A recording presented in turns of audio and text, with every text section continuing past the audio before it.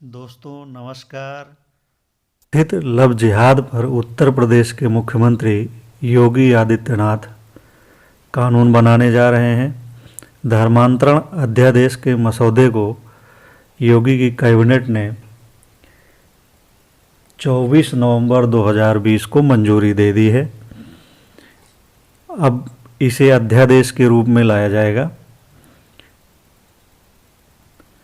इससे पहले आपको बता दें कि ये मामला उठा कहाँ से।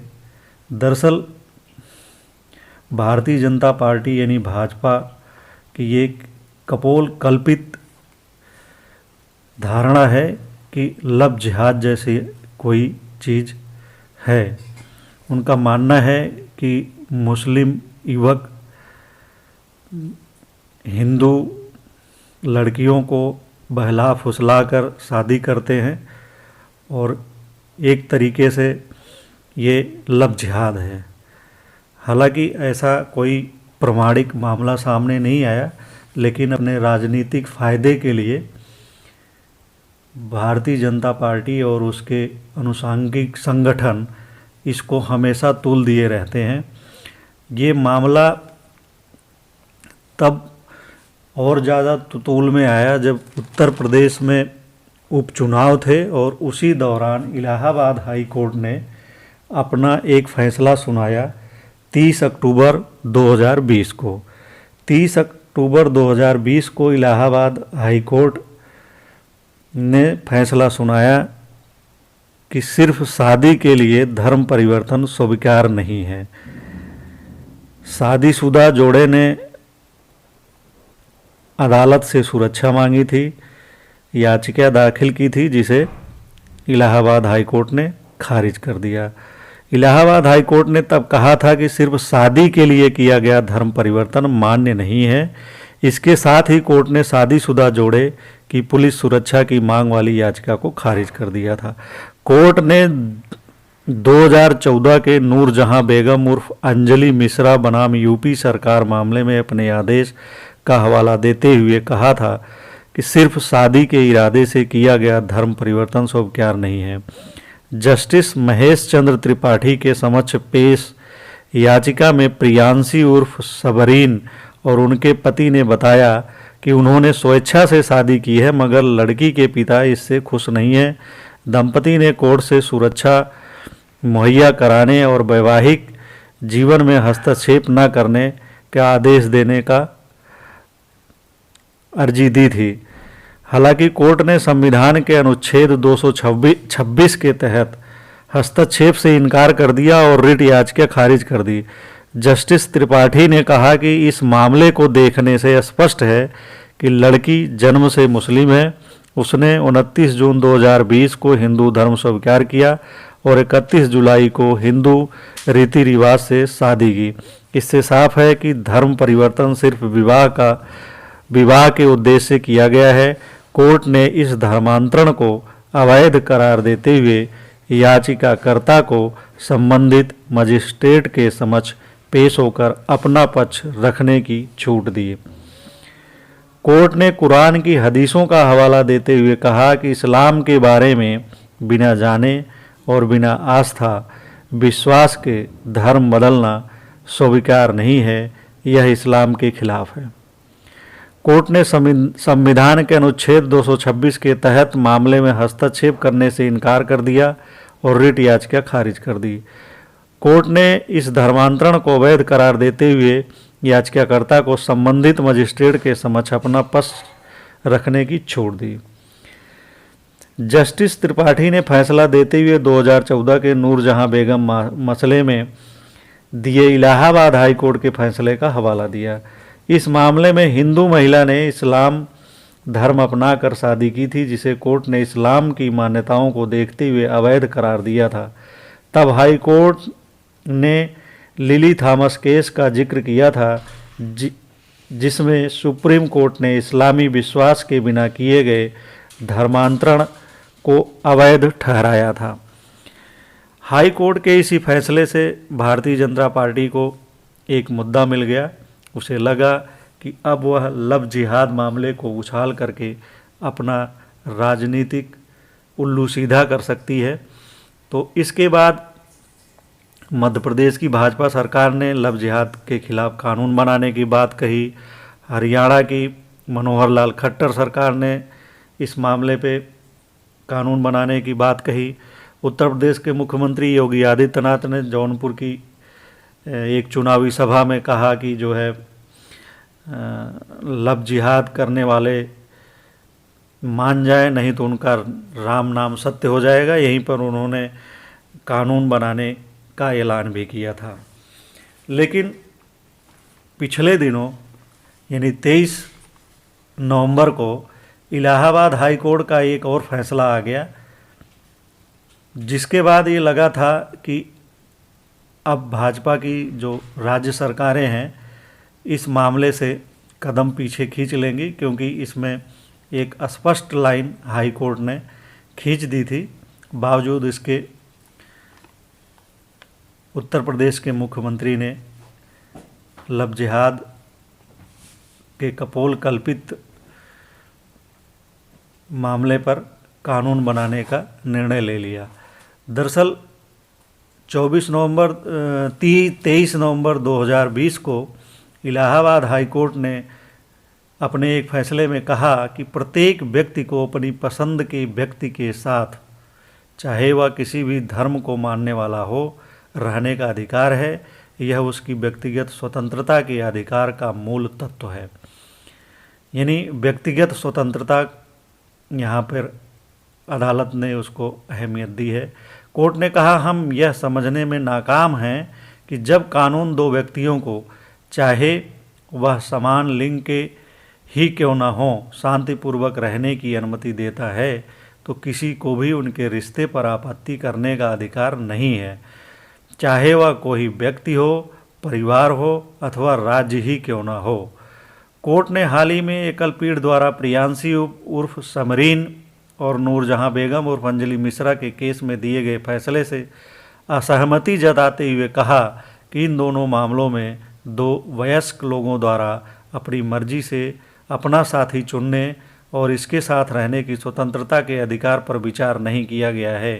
ये फैसले सही कानून नहीं है।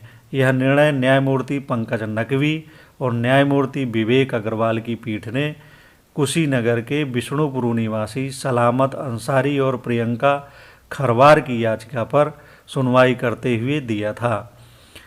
तो 30 अक्टूबर 2020 के इलाहाबाद हाई कोर्ट के जिस फैसले के बाद भाजपा की मध्य प्रदेश, हरियाणा और उत्तर प्रदेश की राज्य सरकारों ने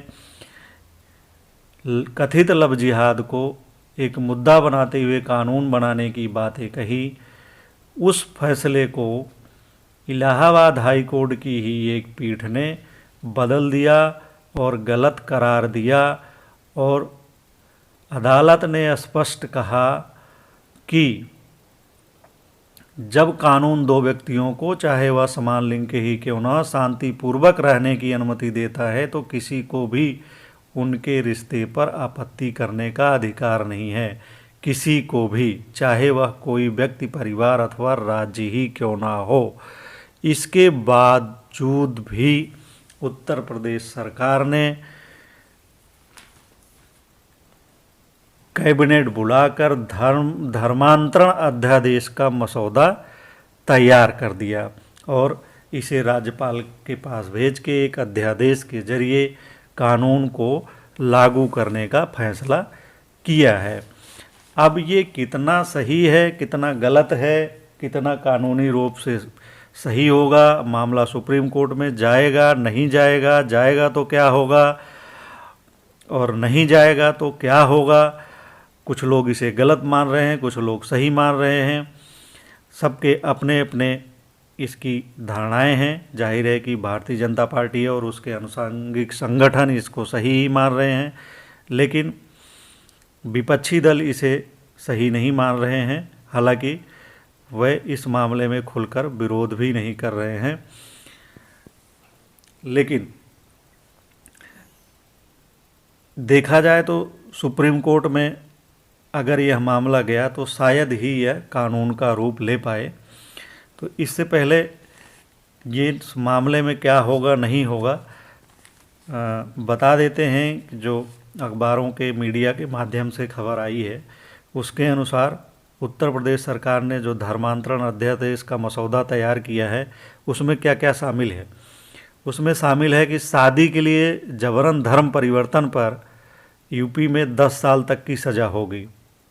दबाव डालकर या झूठ बोलकर अथवा किसी अन्य कपटपूर्ण ढंग से अगर धर्म परिवर्तन कराया गया तो वह एक संज्ञेय अपराध माना जाएगा।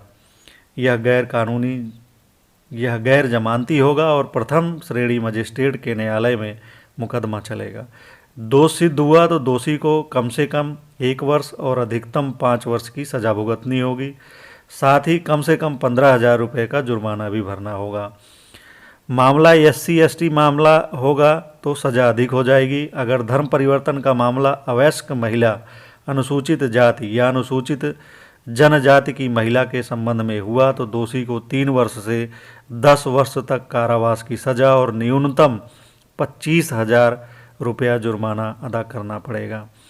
सामूहिक धर्म परिवर्तन पर भी लगाम लगाने का मसौदा बना हुआ है। योगी सरकार ने सामूहिक धर्म परिवर्तन की घटनाओं पर लगाम लगाने के भी पुख्ता इंतजाम किए हैं। नए कानून में सामूहिक धर्म परिवर्तन के मामले में 3 से 10 वर्ष तक जेल हो सकती है और कम से कम 50,000 रुपये का जुर्माना भरना होगा। धर्म परिवर्तन बदलने के लिए 2 माह पहले DM को देनी होगी जानकारी। अध्यादेश में धर्म परिवर्तन के सभी पहलुओं पर प्रावधान तय किए गए हैं। इसके अनुसार धर्म परिवर्तन का इच्छुक होने पर संबंधित पक्षों को तय प्रारूप पर जिला मजिस्ट्रेट को 2 माह पहले सूचना देनी होगी। इसका उल्लंघन करने पर 6 माह से 3 वर्ष तक की सज़ा हो सकती है। इस अपराध में न्यूनतम जुर्माना 10,000 रुपया तय किया गया है। सिर्फ शादी के लिए धर्म बदला तो शादी अमान्य कर दी जाएगी। अध्यादेश के अनुसार प्रदेश में किसी एक धर्म से अन्य धर्म में लड़की के धर्म परिवर्तन से एकमात्र प्रयोजन के लिए किए गए विवाह पर ऐसा विवाह शून्य यानी अमान्य की श्रेणी में लाया जा सकेगा। अध्यादेश के अनुसार एक धर्म से दूसरे धर्म में परिवर्तन के लिए संबंधित पक्षों को विहित प्राधिकारों के समक्ष उद्घोषणा करनी होगी कि यह धर्म परिवर्तन पूरी तरह स्वेच्छा से है। संबंधित लोगों को यह बताना होगा कि उन पर कहीं भी किसी भी तरह का कोई प्रलोभन या दबाव नहीं है। यानी धर्म छिपाकर या जबरन धर्म बदलवाकर होने वाली शादियों पर देश भर में गरमाए माहौल के बीच मुख्यमंत्री योगी आदित्यनाथ की कैबिनेट ने धर्मांतरण अध्यादेश को मंजूरी दी है। झांसा देकर, झूठ बोलकर या छल प्रपंच करके धर्म परिवर्तन कराने वालों के साथ सरकार सख्ती से पेश आएगी। अगर सिर्फ शादी के लिए लड़की का धर्म बदला गया तो ऐसी शादी न केवल अमान्य घोषित कर दी जाएगी बल्कि धर्म परिवर्तन कराने वाले को 10 साल तक जेल की सजा भी भुगतनी पड़ सकती है। विधि विरुद्ध धर्म संपरिवर्तन प्रतिषेध अध्यादेश 2020 के मसौदे को योगी कैबिनेट ने मंगलवार यानी 23 नवंबर को मंजूरी दी है। तो इस तरह से योगी सरकार ने इस मामले पे कथित लव जिहाद के मामले को, हालांकि इस पूरे मसौदे में लव जिहाद का जिक्र नहीं है लेकिन घूम फिर कर मामला वही है। और चूंकि लव जिहाद जैसी कोई चीज़ नहीं है, इसका कोई सबूत नहीं है, तो कानूनी तौर पे जब ये चीज़ बनाई गई तो इस शब्द को इसमें नहीं डाला गया है या इसमें ये नहीं है, इस पर जोर दिया गया है। लेकिन सियासी तौर पर जो है मामला यही है और इसी का लाभ, राजनीतिक लाभ उठाने के लिए ये सारी कवायद चल रही है। नहीं तो जब अदालत ने कह दिया है कि जब 2 वयस्क अपनी मर्जी से एक साथ रहने के लिए तैयार हैं तो उसमें कोई तीसरा, हस्तक्षेप नहीं कर सकता है और करना भी नहीं चाहिए। संविधान के अनुच्छेद 21 के अनुसार ये किसी भी व्यक्ति का मौलिक अधिकार है, उसकी निजता का अधिकार है, उसकी निजी स्वतंत्रता का अधिकार है और उसमें कोई भी राज्य या व्यक्ति हस्तक्षेप नहीं कर सकता है।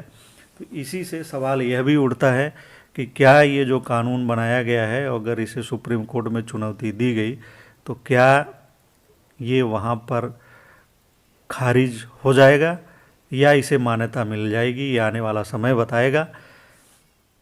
फिलहाल इतना ही।